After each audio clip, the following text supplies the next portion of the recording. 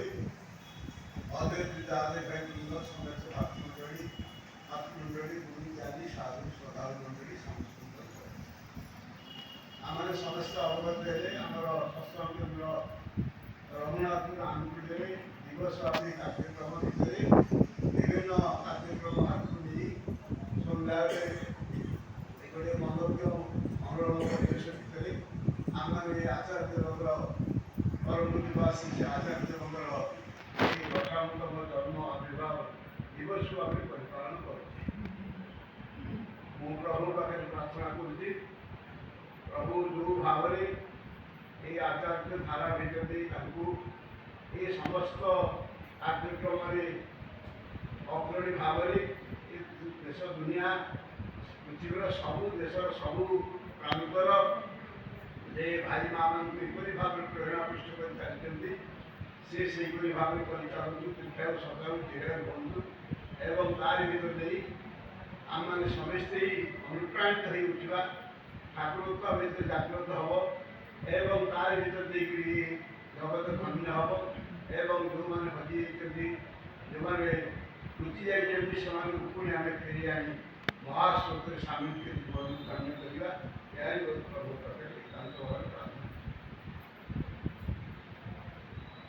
से आचार्य आम बाबा डाकुले आर ना हूँ अर्थज्योति चक्रवर्ती से आचार्य भुवनेश्वर कहते अर्थज्योति गोटे हूँ फिमेलिश ना से निज ना को से आनालिस करते गोटे ये नाटा गोटे झील पिलार ना भाया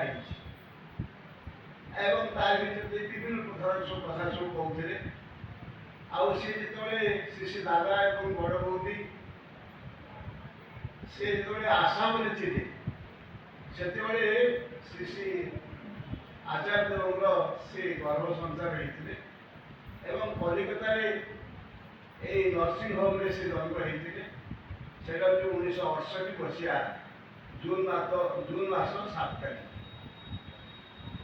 एवं से दिन ठारू जो श्री श्री बड़दा एक कथा शुणिले से गोटे कही पकईले बाबा ही से कौ देश कौन कही से कथा मुझे जाने ना तथा से कितु ये उक्ति प्रदान करते से दिन ठार जीवन अलौकिक जिन सब आम देखा पाते जो 2-3 वर्ष बयस आसाम थे से जड़े विशिष्ट नीतिक देवता सी हूँ धीरेन मल्लिक जो मैंने आपण मैंने जो पुराणा लोक से देखिथे गेड़ा होगी लोक एवं लुगा चढ़ी एत उत्साहिया गोटे शांतिपुरी जोड़ भाया से भाव से लुगा पिंधि आउ गोल्डेन चश्मा लगाती सी थे दीक्षा देवाई गोटे आयोजन करते जो ये 2-3 वर्ष बयस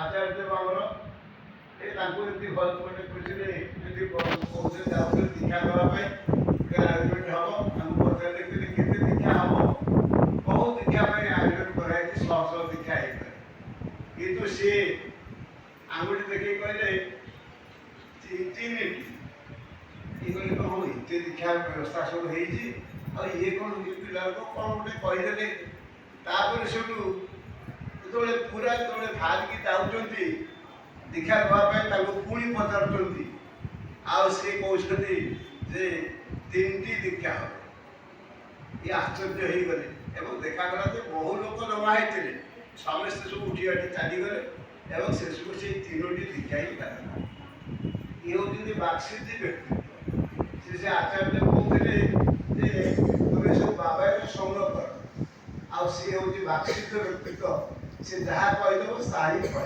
निश्चित भाव में हम तेणु परवर्ती जीवन जीवन बहु घटना सब आप जानते किपर भाव से आचार्य कहते मुझे प्राय सकाल 7टा 7:30 पर्यटन से शोथी ये पुरी में आम देखीचु से बड़दा थिला बेले एमती भाव जो प्रार्थना सरला प्रार्थना सरिक आसिक आमर माँ जी बड़ बौदी से बाबाई बाबाई उठ उठ ए आम ଆମେ ଶୁଣିଛୁ ଏଇ କଥାବାର୍ତ୍ତା ଆମେ ଦେଖିଛୁ ଆମ ଆଖି ଆଗରେ। ତେବେ ଏହିପରି ଭାବରେ ସେ କହୁଥିଲେ ମୁଁ ଏମିତି ଡେରିରେ ଉଠୁଥିଲି, କିନ୍ତୁ ଶ୍ରୀ ଶ୍ରୀ ବଳରାମ ସାର୍ ମୋତେ ଡାକି କହିଲେ ଇଷ୍ଟପତି ପ୍ରାର୍ଥନାଟା ଠିକ୍ ସମୟରେ କରତେ ପାରେ। ଆଉ ସେଇ ଦିନଠାରୁ ଆସ୍ତେ ଆସ୍ତେ ଆସ୍ତେ ଆସ୍ତେ ମୋର ସବୁଗୁଡ଼ିକ ସବୁ ପରିବର୍ତ୍ତନ ହେଇଗଲା। ସେ କହିଲେ ମୁଁ ସବୁ କାମରେ ଏକ୍ସପର୍ଟ, ମୁଁ ସବୁ କାମ ଜାଣିଛି। ମୋର ଯେଉଁ ଆଇମା ମାନେ ଆନନ୍ଦମୟୀ ଦେବୀ ଶ୍ରୀ ଶ୍ରୀ ବଳରାମଙ୍କର ପ୍ରଥମ ସ୍ତ୍ରୀ କହିଲେ ତାଙ୍କ ପାଇଁ ଗୋଟେ ବ୍ଲାଉଜ୍ ଥରେ ତିଆରି କରିଥିଲି। ଗୋଟେ ବ୍ଲାଉଜ୍ ସିଏ ସିଲେଇ କୋଉଠି ଶିଖିଛନ୍ତି କ'ଣ କରିଛନ୍ତି, କିନ୍ତୁ ଗୋଟେ ତାଙ୍କ ପାଇଁ ଗୋଟେ ବ୍ଲାଉଜ୍ ସିଏ ତିଆରି କରିଥିଲେ, ତାଙ୍କୁ ପିନ୍ଧେଇଥିଲେ। ଏପରି ଭାବରେ କହିଲେ ମୁଁ ସବୁ କାମରେ ଜାଣିଛି। ମୁଁ ଏମିତି ଭାବରେ ତଥାଗତ ଭାବରେ ଆଜି ଆଚାର୍ଯ୍ୟ ଭାବରେ ମୋତେ କେହି ବସେଇ ଦେଇନି। ମୁଁ ସବୁ ଏଠାରୁ ଜେଡ୍ ପର୍ଯ୍ୟନ୍ତ ନିଜେ ନିଜେ କରିକିରି ଏହିପରି ଭାବରେ ହେଇଛି। ଦିନେ ଥରେ ଆମର ମାଝିଟା ଆଉ ଆଚାର୍ଯ୍ୟଙ୍କ ଘରକୁ ଯାଇ ତାଙ୍କର ରୁମ୍କୁ ଯାଇଥିଲେ, ସେ ଦେଖିଲେ ଯେ ସେ ଗୋଟେ ଗାମୁଛା ପିନ୍ଧିଛନ୍ତି ଏବଂ ଏଇ ଯେ ଯେଉଁ ଦରି ପଡ଼ିଛି ଶତ୍ରୁଟି, ସେ ଶତ୍ରୁଟି ସବୁ ଭାଙ୍ଗିକି ତାକୁ ଛାଡ଼ି ଯୋଡ଼ିକିରି ପହଁରା ପରି କରିକି ତାକୁ ସବୁ ସେ ଭାଙ୍ଗି ସବୁ ରଖୁଛନ୍ତି। ବହୁ ଲୋକ ଅଛନ୍ତି ତାଙ୍କର ସେବା କରିବା, ଯଦି ମୁହଁରେ କହିଦେବେ ହଜାର ହଜାର ଲୋକ ଆସିବେ ତାଙ୍କର କାମ କରିବା ପାଇଁ, କିନ୍ତୁ ସେ ନିଜ କାମ ନିଜେ କରନ୍ତି। ତେଣୁ ସେଥିପାଇଁ ସିଏ କହୁଛନ୍ତି ଯେ ମୁଁ ସବୁ କାମ ଜାଣିଛି, ରାଜମିସ୍ତ୍ରୀ କାମ ଜାଣିଛି, କେମିତି ରାଜମିସ୍ତ୍ରୀ କାମ କରିବାକୁ ହୁଏ ତା ମଧ୍ୟ ଜାଣିଛି, କେମିତି ବଇସି ବଜେଇବାକୁ ହୁଏ ତା ମଧ୍ୟ ମୁଁ ଶିଖିଛି। ସବୁ କଥା ମୁଁ ଏଠାରୁ ଡେଟ୍ ପର୍ଯ୍ୟନ୍ତ ସବୁ କାମ ମୁଁ ଜାଣିଛି। ଆଉ ମୁଁ ମୋ ଫାର୍ଷ୍ଟ ହ୍ୟାଣ୍ଡ ନଲେଜରେ ଏସବୁ ଜିନିଷ କରିଚାଲିଛି। ଥରେ ଆଶ୍ରମକୁ ଯାଉଥିଲେ, ପ୍ରାର୍ଥନା କରିବା ପାଇଁ ଯାଉଛନ୍ତି ଏବଂ ଏଇ ଅବସ୍ଥାରେ ଦେଖିଲେ ଯେ ଗୋଟେ ମହିଳା କିଛି ରାସ୍ତାରେ ପଡ଼ିଛି। ତାପରେ ଇଏ ସବୁ ଡାକିଲେ ଆମର ଯେ ୱାଚମ୍ୟାନ୍ ଯିଏ ଅଛି ଆଉ ଯେଉଁମାନେ ସଫା କରନ୍ତି ଯେଉଁମାନେ ଝାଡ଼ୁଦାର, ସେ ତାଙ୍କୁ ଡକେଇବା ପାଇଁ ସେ ୱାଚମ୍ୟାନ୍କୁ ଡାକିବା ପାଇଁ ତାଙ୍କୁ ପଠେଇଥିଲେ। ତାପରେ କହିଲେ ଆମେ ୱାଚମ୍ୟାନ୍ ଯିଏ ମାନେ ଯେ ଝାଡ଼ୁଦାର ସିଏ ତ ଠାକୁରଙ୍କ ସେବା କରୁଛି, ସିଏ ବି ଗୋଟେ ଲୋକ, ତାହେଲେ ମୁଁ କାହିଁ ଡକେଇ ପାରିବି। ସାଙ୍ଗେ ସାଙ୍ଗେ ଲୁଗାକୁ ଟେକିକିରି ଏପରି ଭାବରେ ମାରିଦେଲେ ଏବଂ ତାକୁ ସବୁ ନିଜ ହାତରେ ସବୁ ତୋଳି କାଢ଼ିକିରି ତାକୁ ଦେଇକିରି ଯେଉଁ ଦଶା ସ୍ଥାନରେ ତାକୁ ସବୁ ପକେଇଲେ ଏବଂ ପକେଇ ଭାବରେ ହେଇକି ପରିଷ୍କାର କରି ପୁଣି କାଢ଼ି ଦେଇକିରି ସେ ତାଙ୍କର ମାନେ ଆଶ୍ରମକୁ ଗଲେ ପ୍ରାର୍ଥନା କରିଲେ। ଇଏ ହେଉଛନ୍ତି ସେ ପ୍ରାକ୍ଟିକାଲ ଲୋକ।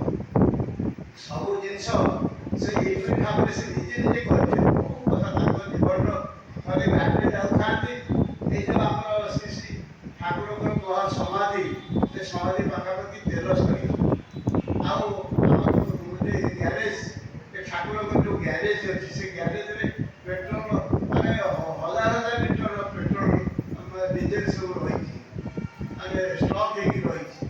କିନ୍ତୁ ସେ ଗୋଟେ ଲୋକକୁ ପଠେଇଲେ, ଯାହା ଯାଇକିରି ବଜାରରୁ ମାନେ ଏ ଯେଉଁ ପେଟ୍ରୋଲ ପମ୍ପରୁ ତେଲ ଆଣିବୁ, ଆଣିଲା ପରେ ଆମେ ଯିବା। ସେ ସେଇ ଅପେକ୍ଷା କରି ରହିବେ।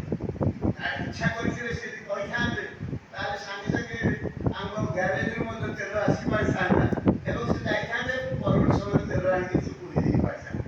ନା, ସେ କଥା ସେ କରିବେ ନାହିଁ। ଇଷ୍ଟ ଧର୍ମ ତାକୁ ମୁଁ ଜଗିଛି କୁକୁର ଭଳିଆ ଶ୍ରୀ ଶ୍ରୀ ବଳରାମ କହୁଥିଲେ ମୁଁ ଗୋଟେ କୁକୁର, ବିଶ୍ୱସ୍ତ କୁକୁର ହେବାକୁ ଚାହୁଁଛି, ଯିଏକି ତାର ଟାଇମ୍ ଅଫ୍ ବ୍ରିଡିଂ, ତାର କପୁର ଯେତେବେଳେ ସେ ମିଶିବାକୁ ଯାଉଛି ସେଇ ସମୟରେ ଯଦି ମୋର ପ୍ରଭୁଙ୍କର ଡାକ ଆସେ ସେଇ ସମୟରେ ମୁଁ ଛାଡ଼ି ଦେଇକି ଚାଲି ଆସିପାରିବି।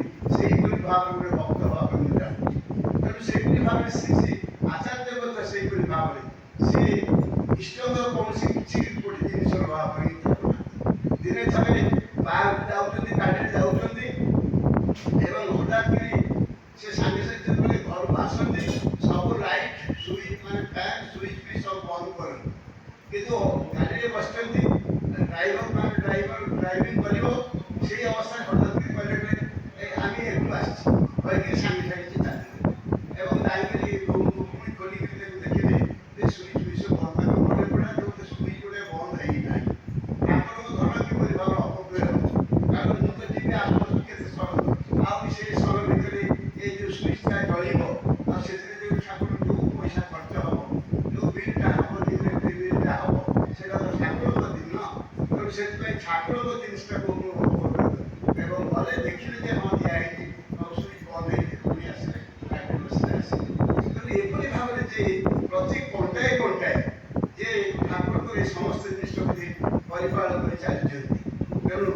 ସିଏ ହେଉଛନ୍ତି ଆଚାର୍ଯ୍ୟ। ସେ କହୁଥିଲେ ମୋ ସ୍ତ୍ରୀକି ମୁଁ ରାଜରାଣୀ ଭଳିଆ ରଖିବି। ତା ମାନେ ସେ କହିବାକୁ ଚାହାନ୍ତି ଯେ କପୁଲ ଲାଇଫଟା ସୁନ୍ଦର ହେବା ଦରକାର, କମ୍ପାଟେବଲ ମ୍ୟାରେଜ ହେବା ଦରକାର ଏବଂ ତା ସାଙ୍ଗେ ସାଙ୍ଗେ ସ୍ୱାମୀ ସ୍ତ୍ରୀ ଭିତରେ ସମ୍ପର୍କ ସେପରି ଭାବରେ ହେବା ଦରକାର। ସ୍ୱାମୀ ସ୍ତ୍ରୀ ଭିତରେ ସମ୍ପର୍କ ସେମିତି ନ ହୁଏ ଆଉ ସ୍ୱାମୀ ଯଦି ତା ସ୍ତ୍ରୀ ପାଇଁ କିଛି ସମୟ ନ ଦିଏ, ଖାଲି ମୁଁ ଆଶା କରିବି ଯେ ମୋ ସ୍ତ୍ରୀ ସବୁବେଳେ ସିଧା ହେଇକି ମୋତେ ଖାଲି ସେବା କରି ଚାଲିବ, ସେଇଟା କିନ୍ତୁ ହେଇପାରିବ ନାହିଁ। ମୋତେ ରାମଚନ୍ଦ୍ର ହେବାକୁ ପଡ଼ିବ, ଅର୍ଥାତ୍ ମୁଁ ମଧ୍ୟ ମୋର ସ୍ତ୍ରୀକି କିପରି ଭାବରେ ତାର ସମ୍ମାନ ଦେବି। ଥରେ ରାମକୃଷ୍ଣ ଠାକୁର ଥରେ ତାଙ୍କର ଭୁବନୀ ନଈ କୂଳରେ ଦକ୍ଷିଣେଶ୍ୱର ମନ୍ଦିରରେ ସେଇ ରାମକୃଷ୍ଣ ଦେବ ବସିଥିଲେ ଏବଂ ବସିକରି ତାଙ୍କର ସନ୍ଧ୍ୟା ସମୟରେ ବସିଥାନ୍ତି, ଗୋଟେ ଚେୟାରରେ ବସିଥାନ୍ତି, ଭୁବନୀ ନଈ ଆଡ଼କୁ ଚାହିଁଥାନ୍ତି। ସେତେବେଳେ ଗୋଟେ ଝିଅଟିଏ ଆସିକିରି ତାଙ୍କୁ ତାଙ୍କର ଯେଉଁ ଠାକୁର ଘର, ସେ ଠାକୁର ଘରେ ସବୁ ସବୁ ଦିଏ ଏବଂ ଦେଇକରି କବାଟକୁ ପକେଇ ଦିଏ, କବାଟକୁ ଟାଣିଦିଏ ଏବଂ ରାମକୃଷ୍ଣ ଠାକୁର କୁହନ୍ତି ଏ କବାଟକୁ ଠକ୍ କରି ପକେଇ ଦିଏ, ଆଉ ବିଲେଇ ଯଦି ପଶିବ ସେ ପୁଣି ମାରା କରିଦେବ, କେତେ ଜିନିଷ ସବୁ ନଷ୍ଟ ହେଇଯିବ। ଏବଂ ସେଦିନ ଦେଖାଗଲା ଯେ ସେ ଝିଅ ଆଉ ଆସିନି, ଶାରଦା ଦେବୀ ନିଜେ ହିଁ ଆସିଛନ୍ତି ଏବଂ ଇଏ ମଧ୍ୟ ସେମିତି ଭାବରେ ପଛକୁ ଚାହିଁଛନ୍ତି, ଆଉ ଆଗକୁ ଚାହିଁଛନ୍ତି, ପଛକୁ ସିଏ କହୁଛନ୍ତି ଏ କବାଟକୁ ଭଲକି ଠକ୍ କରି ପକେଇ ଦେ। ଏବଂ ଦେଖାଗଲା ଦେଖନ୍ତି, ସେତେବେଳେ ଦେଖନ୍ତି ସିଏ ହେଉଛନ୍ତି ସେ ଝିଅ ପିଲା ନୁହଁ, ସିଏ ହେଉଛନ୍ତି ମା ଶାରଦା ଦେବୀ। ସାଙ୍ଗେ ସାଙ୍ଗେ ଯିବ କାମୁଡ଼ି ପକେଇଲେ ଏବଂ କହିଲେ তোমাকে আমি তুই বলে ফেললাম, আমাকে ক্ষমা কর। ତେଣୁ ସ୍ତ୍ରୀର ମର୍ଯ୍ୟାଦା ଯେ କିପରି ଭାବରେ ରଖିବାକୁ ହୁଏ ସେଇଟା ଆଚାର୍ଯ୍ୟ ଦେବ ଆମମାନଙ୍କୁ ପ୍ରତି ମୁହୂର୍ତ୍ତରେ ଶିଖଉଛନ୍ତି। ସେ ଠାକୁରଙ୍କ ଜୀବନ ଦେଖୁ ଯେ ମା ବଡ଼ ମା ଏ ଶାଗ ଘରୁ ଘରୁ ଲୁଣ ପଡ଼ିଯାଇଛି ଏବଂ ସେଇଦିନ ଶାଗ ଯାକ ସବୁ ଯାକ ମାରି ମାରିକିରି ଆଉ ସେ ଶାଗ ଖାଇ ଦେଇଛନ୍ତି। କାରଣ ବାପା ମା ଯଦି ସେ ଶାଗ ଖାଇବେ ସେମାନେ କହିଲେ ବୋଉଟା କ'ଣ ଲୁଣ ଯେତିକି ପକେଇ ଯାଇନି, ବର୍ତ୍ତମାନ ଶାଗରେ ଲୁଣ ପକେଇ ଯାଇନି, ତେଣୁ ସ୍ତ୍ରୀର ଅମର୍ଯ୍ୟାଦା ହେବ। ତେଣୁ ସେଥିପାଇଁ ସେ ଶାଗଟାକୁ ସବୁ ମାଗି ଖାଇ ଦେଇଛନ୍ତି। ଇଏ ହେଉଛି ଏଇ ଯେଉଁ ଜୀବନ କପୁଲ ଲାଇଫ, ଏଇ ଯେଉଁ ଦାମ୍ପତ୍ୟ ଜୀବନ। ଆଉ ଦାମ୍ପତ୍ୟ ଜୀବନ ଯଦି ଭଲ ନ ହୁଏ ତାହେଲେ ମଣିଷ ବେଶୀ ପ୍ରୋଗ୍ରେସ କରିପାରିବ ନାହିଁ। ସବୁବେଳେ ଦେହ ଅସୁସ୍ଥ ରହିବ, ମନଟା ଖିଟଖିଟ ରହିବ, ମାନେ ଆସ୍ତେ ଆସ୍ତେ ଆୟୁ ମଧ୍ୟ କମିଯିବ, ସବୁ ଦିଗରୁ ଆସ୍ତେ ଆସ୍ତେ ଏଇ ଯେଉଁ ଦାମ୍ପତ୍ୟ ଜୀବନ। ଏବଂ ସେଇଥିପାଇଁ ଆଚାର୍ଯ୍ୟ କହୁଛନ୍ତି ଯେ ତୁମର ଦାମ୍ପତ୍ୟ ଜୀବନଟା କେମିତି ସୁଖମୟ ହେବା ଦରକାର। এই কথা বিভিন্ন ଆମକୁ କହୁଥିଲେ, ଖାଇବା ପାଖରେ ବସି ଗପସପ କର, ହୃଦୟ ବିନିମୟ କର, କିଏ କାହାର କଥା ଭଲ ମନ୍ଦ ଝିଅ ପୁଅ ବିଭିନ୍ନ ଭାବରେ ସେ ତାଙ୍କର ମନ କଥା ସବୁ କହିବେ, ଖୋଲିକିରି କହିବେ ଏବଂ ତା ଭିତରେ ଦେଇକି ମୋର ହାତ ଶୁଖିଯାଉ କିନ୍ତୁ ସେଗୁଡ଼ିକ ସବୁ ଶୁଣିବ, ଜାଣିବ। ତେଣୁ ଏଇଭଳି ଭାବରେ ସମ୍ପର୍କଟା ଆମ ହେବା ଦରକାର, ପରିବାର ସମ୍ପର୍କଟା ଏମିତି ହେବା ଦରକାର। ଜଣେ କହିଲେ ଆଜ୍ଞା ଭୁବନେଶ୍ୱରରେ, ଜଣେ କହିଲେ ଯେ ଆଜ୍ଞା ମୋର ଡାଇବେଟିସ୍ କଣ୍ଟ୍ରୋଲ ହେଉନି। ଆଉ ଆଚାର୍ଯ୍ୟ କହିଲେ ତ ତମ ଜୀଭଟାକୁ କଣ୍ଟ୍ରୋଲ କର, ତମ ଜୀଭଟାକୁ ତ କଣ୍ଟ୍ରୋଲ କରୁନ, ଆଉ ଡାଇବେଟିସ୍ କେମିତି କଣ୍ଟ୍ରୋଲ ହବ। ତେଣୁ ସେଥିପାଇଁ ଏପରି ଭାବରେ ଛୋଟିଆ ଛୋଟିଆ କଥା, ଜଣେ ଭାଇ ଆସି ଜଣେ ମା ଆସି କହୁଛନ୍ତି ଆଜ୍ଞା ମୋ ସ୍ୱାମୀଟା ଏମିତି ମଦ ସବୁ ଖାଉଛି। ନା ମଦ ଖାଉଛି, କୋଉଠି ଖାଉଛି? ନା ଏଠି ପାଖରେ ଗୋଟେ ମଦ ଦୋକାନ ଅଛି, ସେଇଠି ଯାଇକି ଖା। ନା ତୁ ଦେଖିଛୁ? ନା ହଁ ଦେଖିଛୁ। ନା ତୁ ବି ଦିନେ ଯିବୁ ଏବଂ ସ୍ୱାମୀ ଯାଇଥିବ ତାର ସେ ମଦ ଖାଇବାକୁ, ତୁ ବି ଦିନେ ଯାଇକି କହିବୁ ମୋତେ ଗୋଟେ ପ୍ଲେଟ୍ ଦିଅ। ଏବଂ ଇଏ ଯେତେବେଳେ ସ୍ୱାମୀ ଦେଖିଲା ଯେ ସ୍ତ୍ରୀ ଆସିଛି ସେଠି ମଦ ପିଇବାକୁ ଆଉ ମଦ ମାଗୁଛି, ସେ ସାଙ୍ଗେ ସାଙ୍ଗେ ଆଉ ମଦ ପିଇବ କ'ଣ, ସେ ଘରକୁ ପଳେଇ ଆସିବ ଏବଂ ସେଇଦିନ ଠାରୁ ସେ ମଦ ଛାଡ଼ିଲା। ଇଏ ଅଦ୍ଭୁତ ପ୍ରାକ୍ଟିସ୍ ଯେ କିପରି ଭାବରେ ଆଚାର୍ଯ୍ୟ କେମିତି ଭାବରେ ଆମକୁ କଣ୍ଟ୍ରୋଲ କରୁଛନ୍ତି। ଜଣେ ଲୋକ ଏପରି ଭାବରେ ମଦ ପିଇକିରି ମାତା ଟୋକା ଟେକିଲା, ବୟସ ବାସ ହେଇନି ଏବଂ ଆଚାର୍ଯ୍ୟ ତାକୁ ଏପରି ଭାବରେ ଏମିତି ଭାବରେ ତାକୁ କହିଲେ ଆଉ ଯାହା ଭିତରେ ଦେଇକିରି ସେ ଆସ୍ତେ ଆସ୍ତେ କିଛି ଦିନ ସେ ସବୁ ଛାଡ଼ି ଛୁଡ଼ି ଦେଇଛି। ଏବଂ ପରମେଶ୍ୱର ଆଚାର୍ଯ୍ୟକୁ କହୁଛି ଆଜ୍ଞା ମୁଁ କ'ଣ କରିବି, ମନ ପୁଣି ହେଉଛି ଏ ମଦ ପିଇବା ପାଇଁ। ନା ତୁ ଗୋଟେ କାମ କରି ଡିପିୱାର୍କ ଯା, ସମସ୍ତେ ସାଙ୍ଗରେ ମିଶିକିରି ସବୁ ଡିପିୱାର୍କ କରିବୁ ଏବଂ ଆସ୍ତେ ଆସ୍ତେ ମନଟାକୁ ଡାଇଭର୍ଟ କରିବୁ। ଠାକୁର କେମିତି ଭାବରେ ରସଗୋଲା ଖାଉଥିଲେ, ରସଗୋଲା ଖାଇବା ପାଇଁ ତାଙ୍କର ବହୁତ ଆଗ୍ରହ, କିନ୍ତୁ ସେ ହରଡ଼ ଗଛ ସେ ମୂଳକୁ ଧରିକିରି ସେ ସେମିତି ପଡ଼ି ରହିଲେ ଏବଂ ସେ ସମୟଟା ସେଇ ସମୟର ଯେତେବେଳେ ଝୁମଟା ଚାଲିଗଲା ତାପରେ ସେ ଆଗକୁ ଚାଲି ଆସିଲେ। ଆଉ ବେଳେବେଳେ ଅନ୍ୟ ସମୟ କ'ଣ କାହା ସହିତ କଜିଆ ଗୋଳ ବି କରିଛନ୍ତି। ଅନ୍ୟ ଯେତେବେଳେ ମନର ଝୁମଟା ଯେତେବେଳେ ଆସିବ ଯେଉଁ ଗୋଟେ ଖରାପ କାମ କରିବା ପାଇଁ, ସେତେବେଳେ ମନଟାକୁ ଡାଇଭର୍ଟ କରିବାକୁ ପଡ଼ିବ, ଅନ୍ୟ କାମରେ ଏନଗେଜ୍ ରଖିବାକୁ ପଡ଼ିବ।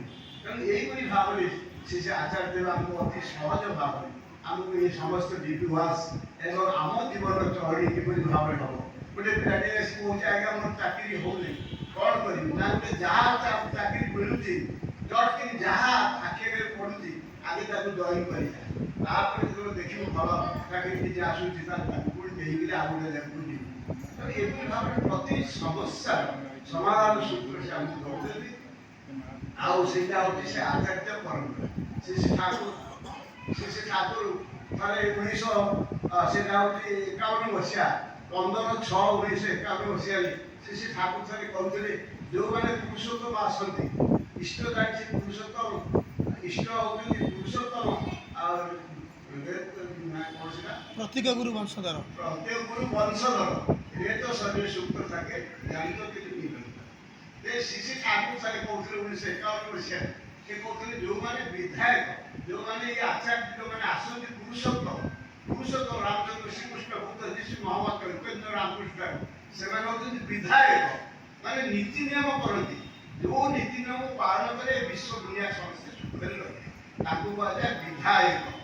ଏବଂ ତାଙ୍କୁ ଯେଉଁମାନେ ଫଲୋ କରିକି ତାଙ୍କୁ ପ୍ରତିଷ୍ଠା କରନ୍ତି ସମାଜରେ ତାଙ୍କର ଭାବଧାରାଟାକୁ ନେଇକି ପରିପ୍ରକାଶ କରନ୍ତି ଥୋଅନ୍ତି ସେମାନେ ହେଉଛନ୍ତି ନିୟାମକ। ଏବଂ ଏଇ ଶ୍ରୀ ଠାକୁର ଉଦାହରଣ ଦେଇଛନ୍ତି ଯେମିତି ରାମଚନ୍ଦ୍ରଙ୍କ ସମୟରେ ହନୁମାନ ଥିଲେ, ଯେମିତି ଶ୍ରୀକୃଷ୍ଣଙ୍କ ସମୟରେ ଅର୍ଜୁନ ଥିଲେ, ଯେମିତି ଭାବରେ ବୁଦ୍ଧଦେବଙ୍କ ସମୟରେ ଆନନ୍ଦ ଥିଲେ, ଯେପରି ଯୀଶୁଖ୍ରୀଷ୍ଟଙ୍କ ସମୟରେ ସେଣ୍ଟ ପଲ୍ ସେଣ୍ଟ ଅଗଷ୍ଟିନ୍ ଥିଲେ, ଯେମିତି ମହମ୍ମଦଙ୍କ ସମୟରେ ଯେମିତି ଭାବରେ ସବୁ ଥିଲେ, ଚୈତନ୍ୟ ମହାପ୍ରଭୁଙ୍କ ସମୟରେ ସେମିତି ଭାବରେ ଯେ ଇଏ ଥିଲେ କ'ଣ ନିତ୍ୟାନନ୍ଦ ମହାପ୍ରଭୁ ଆଉ ରାମକୃଷ୍ଣ ସମୟରେ ବିବେକାନନ୍ଦ। ତେବେ ଶ୍ରୀ ଠାକୁର କହୁଛନ୍ତି ଏଇ ଧାରାଟା କିନ୍ତୁ ଆଉ କଣ୍ଟିନ୍ୟୁସ୍ ହେଇପାରିଲା ନାହିଁ, ସେମାନଙ୍କର ଆଉ ବଂଶ ବିସ୍ତାର ହେଇପାରିଲା ନାହିଁ, ସେମାନେ ସେଇ ଗୋଟେ ଜେନେରେସନରେ ସେମାନେ ଚାଲିଗଲେ। କିନ୍ତୁ ଏଥରକ ଶ୍ରୀ ଠାକୁର ଚାହିଁଛନ୍ତି ଯେ ତାଙ୍କର ବଂଶ ଧାରା ଭିତରେ ଦେଇକି ଏ ଧାରାଟା ଏ ଆଚାର୍ଯ୍ୟ ଧାରାଟା ମାନେ ଏଇଭଳି ଭାବରେ ଚାଲିବ। ଆଗାମୀ 10,000 ବର୍ଷ ପର୍ଯ୍ୟନ୍ତ ଶ୍ରୀ ଠାକୁର କହୁଛନ୍ତି ମୋର ଆଉ ଆସିବା ଦରକାର ନ ପଡ଼ିପାରେ, କାହିଁକିନା ମୁଁ ଯାହା ଦେଇଗଲି ଏବଂ ସବୁ ସମୟ ଲିଭିଂ ଆଇଡ଼ିଆ ରହିବେ ଲିଭିଂ ଆଇଡ଼ିଆ। ଏବେ ସେମିତି ଯେତେବେଳେ ଶ୍ରୀ ଠାକୁର ବର୍ଦ୍ଧାଙ୍କୁ ପହଞ୍ଚିଥିଲେ ଥରେ ଆମେରିକାର ଭକ୍ତ ଶ୍ରୀ ବର୍ଦ୍ଧାଙ୍କୁ ପଚାରିଥିଲେ ଆଜ୍ଞା ବର୍ତ୍ତମାନ ମୋର ଲିଭିଂ ଆଇଡ଼ିଆ କିଏ? ଠାକୁର ତ ନାହାନ୍ତି, ବର୍ତ୍ତମାନ ମୋର ଲିଭିଂ ଆଇଡ଼ିଆ କିଏ? ନା ଠାକୁର ହଉଛନ୍ତି ତୋର ଲିଭିଂ ଆଇଡ଼ିଆ।